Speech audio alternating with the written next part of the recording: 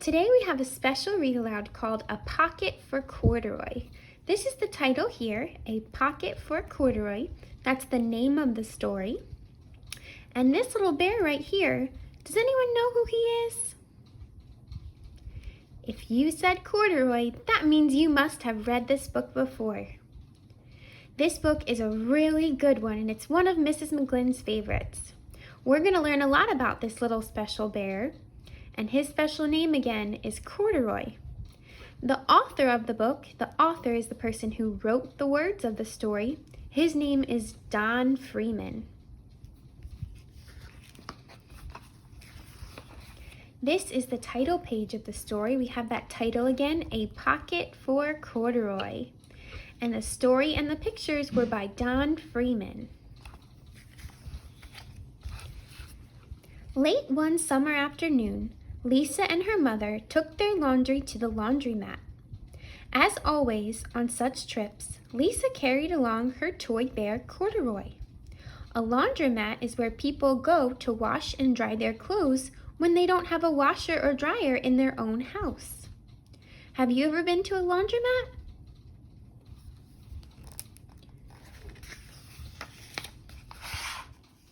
The laundromat was a very busy place at this hour. Now, Corduroy, you sit right here and wait for me, Lisa said. I'm going to help with our wash. Do you see Corduroy sitting in the chair? Do you think that he's going to wait there for Lisa while she helps her mom? Let's see.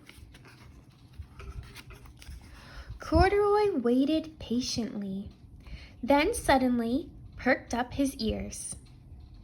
Do you think maybe he heard something because he was perking up his ears? Lisa's mother was saying, "Be sure to take everything out of your pockets, Lisa dear. You don't want your precious things to get all wet and soapy." Precious is another word for special or nice or wonderful things. They must mean something to you. "Pocket," said Corduroy to himself. "I don't have a pocket." He slid off the chair. "I must go find something to make a pocket out of," he said, and then he began to look around. Did Corduroy listen? Did he stay in his chair? No. First he came to a pile of fancy towels and washcloths, but nothing was the right size or color. Then he saw a huge stack of colorful clothes in a laundry bag. "There ought to be something in there to make a pocket out of," he said. Why do you guys think he wants a pocket? Do you think there's something he's going to put in his pocket? Let's see.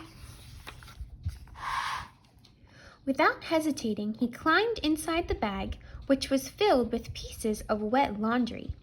The dampness didn't bother Corduroy in the least.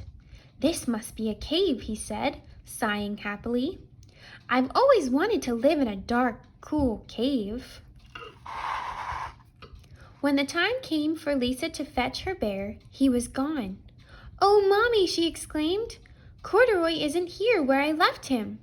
"I'm sorry, honey," said her mother, "but the laundromat will be closing soon. We must be getting home."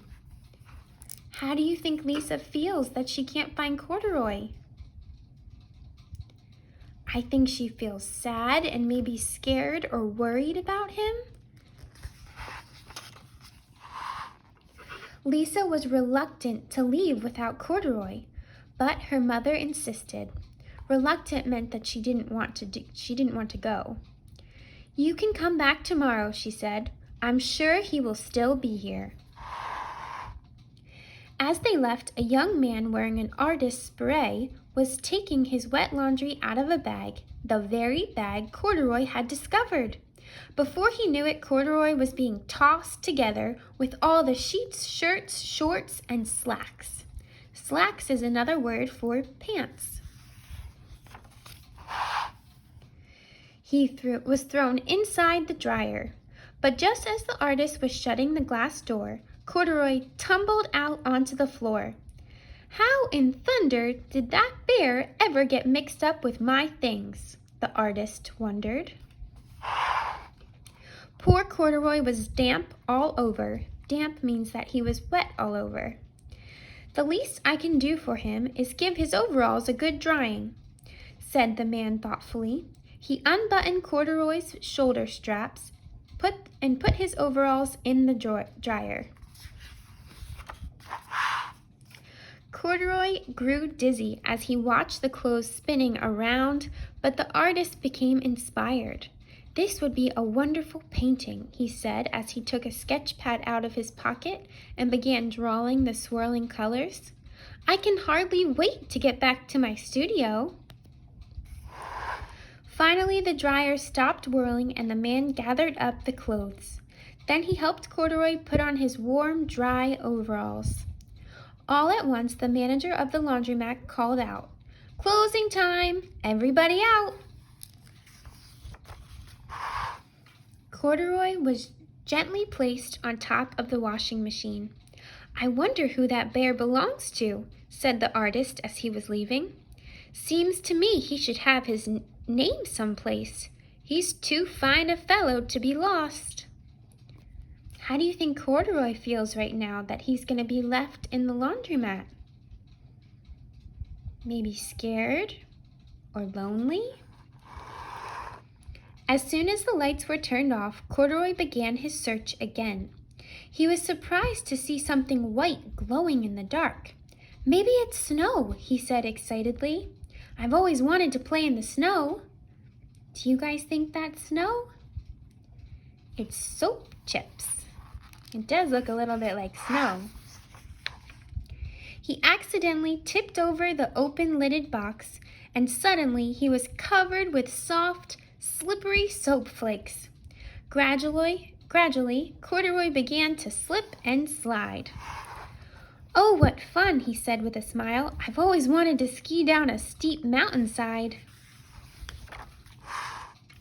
He landed paws first in an empty laundry basket. This must be a cage, he said, peeking through the bars. I've never wanted to live inside a cage like a bear in the zoo. How do you think he feels right now? He looks a little sad. But by now, Corduroy felt drowsy. What does drowsy mean? If you look at the picture, it must mean sleeping because he looks like he's sleeping, or maybe he's feeling tired. But by now, Corduroy felt drowsy or tired, and soon he nodded off to sleep. Next morning, when the manager came to open the door of the laundromat, there was Lisa waiting. I left something here yesterday, she explained. May I look around? Certainly, said the manager. My customers are always leaving their things. Lisa was searching under the chairs and in the back of the washing machines when she heard the manager call her. Is this what you're looking for, señorita?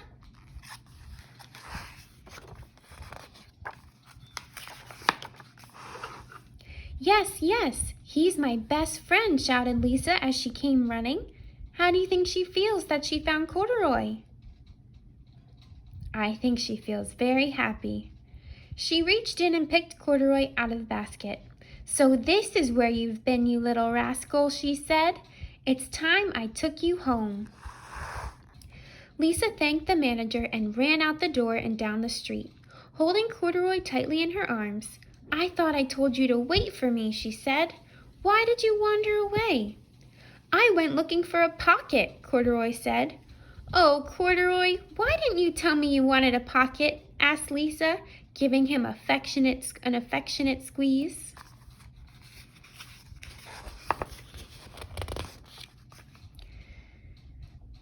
That very morning, Lisa sewed a pocket on Corduroy's overalls. And here is a card I've made with your name on it for you to keep tucked inside, she said. I've always wanted a purple pocket with my name tucked inside, said Corduroy, as he and Lisa nuzzled noses. So what did